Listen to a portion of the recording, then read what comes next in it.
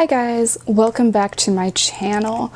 So this week I want to talk about some poetry, and this collection of poetry in particular is one that I am very fond of and I know a lot of other poets love, which is Thomas and Beulah by Rita Dove. So for me as a writer, and for other poets that have talked to me about this collection, this is one that's been very influential in the way we write and what we think we can do with poetry. The writing itself feels so genuine and natural, and the subjects of these poems are normal people.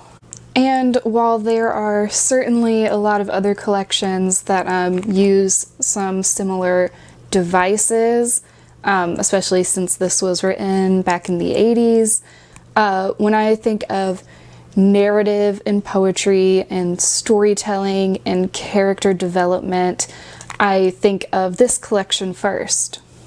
And it's just been a big one for me, and just considering the possibilities of what a collection of poems can be and how they can rely on the context of the poem next to it and the greater threads you can carry through multiple poems. And this collection won the Pulitzer Prize in the 80s, so it's obviously one that has resonated with a lot of people over the years, and this is maybe the third or fourth time I've come back to sitting down and reading this collection all the way through.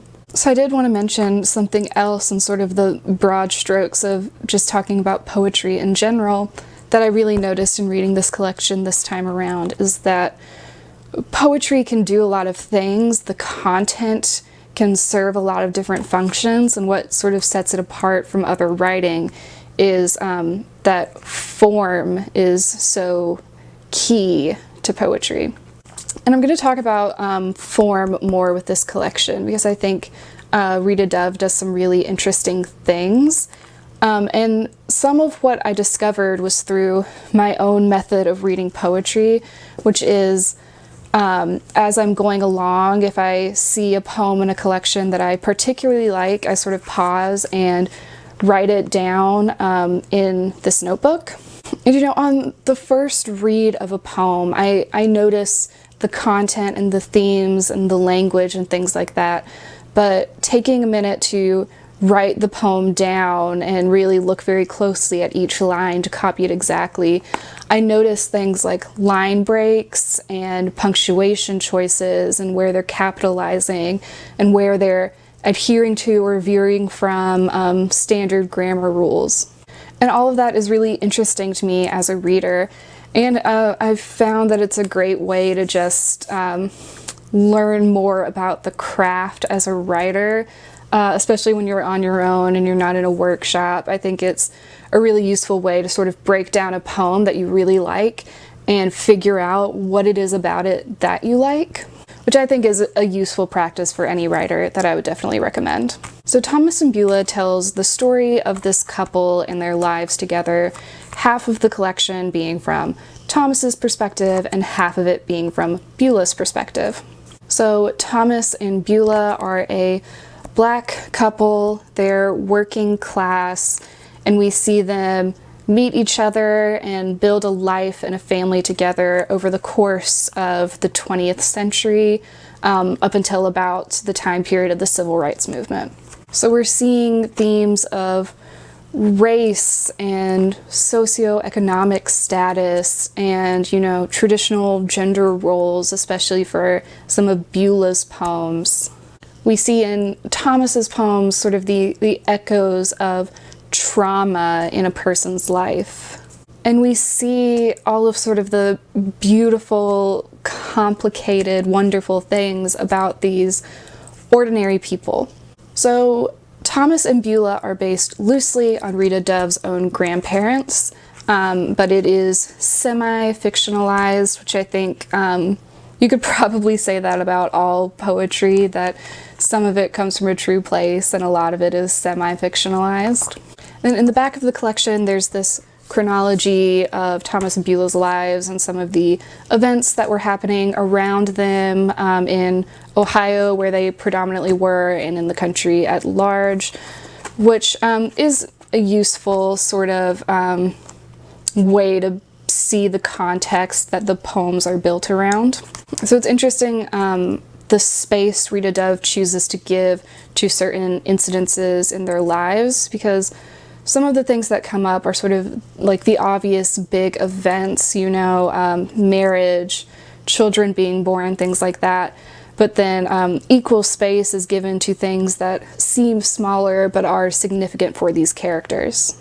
Yeah, I mean, the beautiful thing about this collection is that these are ordinary stories, ordinary lives, really, but they're made magical through the verse, through this poetic lens of looking at Thomas and Beulah's world, which is something I strive for in my own work, even though my own experience and the experiences of my loved ones are very different than Thomas and Beulah. I do see those people aligning. I don't know, I think there's something very familiar about it, depending on sort of where you're from and your background. There's one moment in this collection, one of the poems, where Thomas, I think, says something like, "We were poor then, but everyone was poor."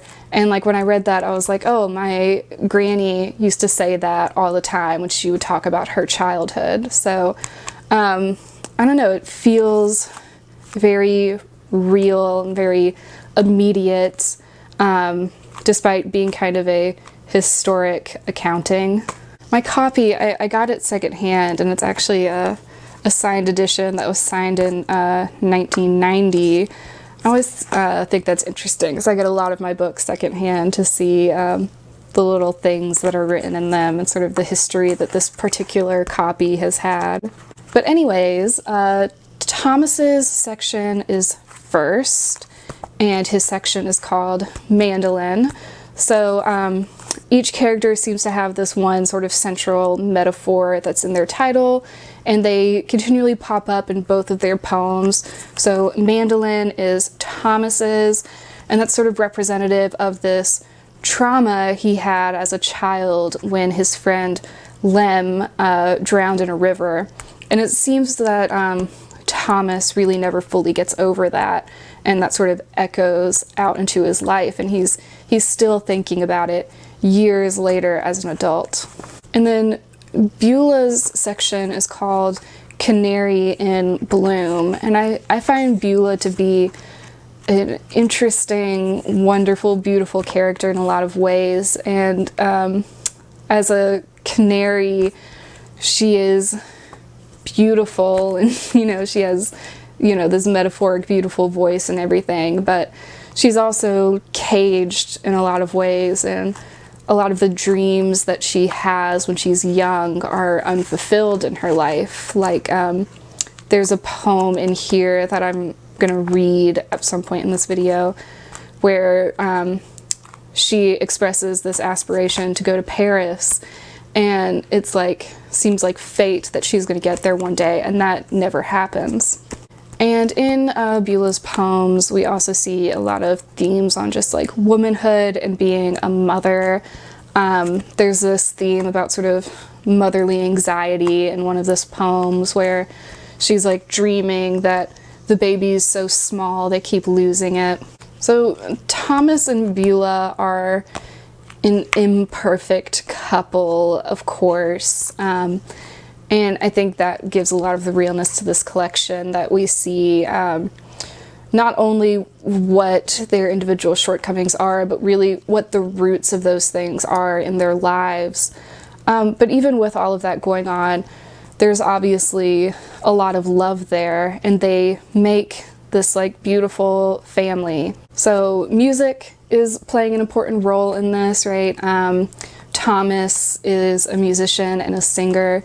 We see song lyrics from Black songwriters throughout. So the influence of that sort of culturally in this world is very present. And I always love seeing that, and I've explored this in my own poetry too, but the interplay of music and poems I think is really interesting.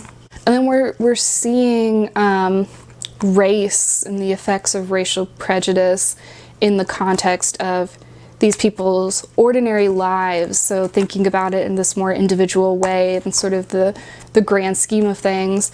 But of course, those grand schemes are playing into it, like towards the end, Beulah is sort of seeing the starts of the civil rights movement, and she's seeing this sort of generational shift between her and her daughters. So it's an interesting perspective that feels focused and also, addressing things on a much bigger picture at the same time. And we see the effects of the racial climate in America throughout the collection. They're reacting to it in the best way they can and trying to build their life and their family. But there are moments where the fear is right there, the fear of racially fueled violence. So something that I find really interesting about this collection, and something that I think from a craft perspective makes it really impressive, is that Thomas and Beulah feel like distinct voices, right? Obviously they're both being written by Rita, but they read differently. I think their poems look different on the page. And that's something that I really noticed when I was taking the time to sort of copy down some of my favorite poems from the collection. So just to demonstrate kind of the different sounds that Thomas and Beulah have, and so we can sort of discuss form too, I'm going to read poems from each sections. So this is from the Thomas section, and it is called Aurora Borealis. This far south, such crippling radiance. People surge from their homes onto the streets, certain this is the end. For it is 1943, and they are tired. Thomas walks out of the movie house and forgets where he is. He is drowning, and the darkness above him spits and churns. What shines is a thought which has lost its way. Helpless, it hangs and shivers like a veil. So much for despair. Thomas, go home.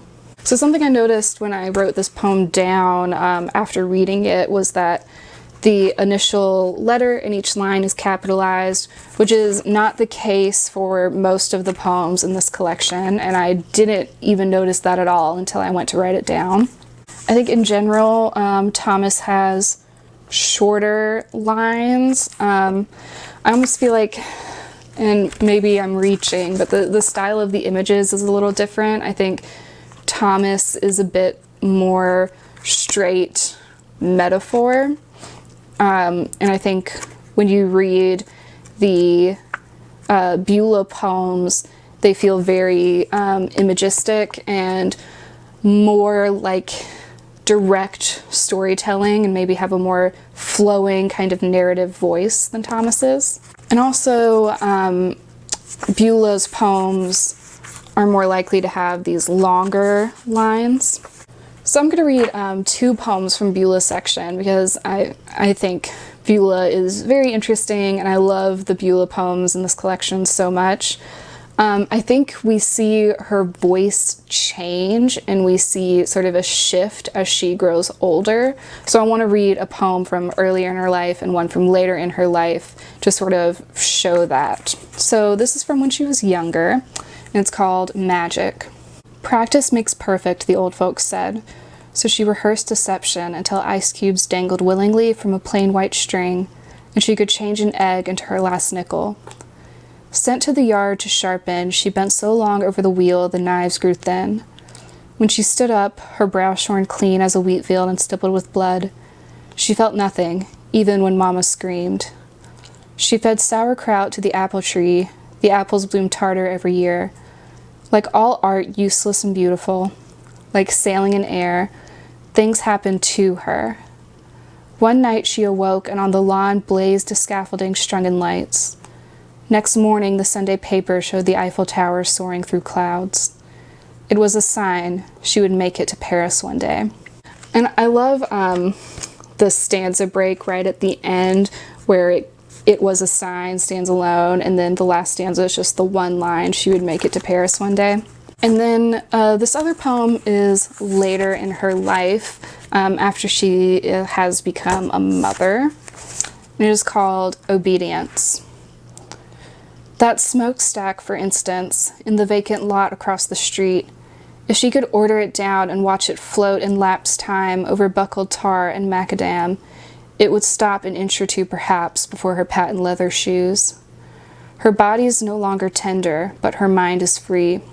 She can think up a twilight, sulfur flicking orange than black, as the tip of a flamingo's wing, the white picket fence marching up the hill. But she would never create such puny stars. The house shut up like a pocket watch, those tight hearts breathing inside. She could never invent them. I love the ending of that poem. It's definitely one that stuck with me.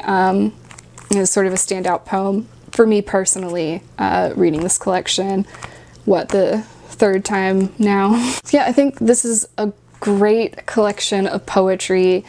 It's about ordinary people, and I think it can be read by ordinary people, meaning you don't have to be a poet to enjoy this collection, which seems like it shouldn't be such a radical idea, but there are definitely some poets who actively don't believe that.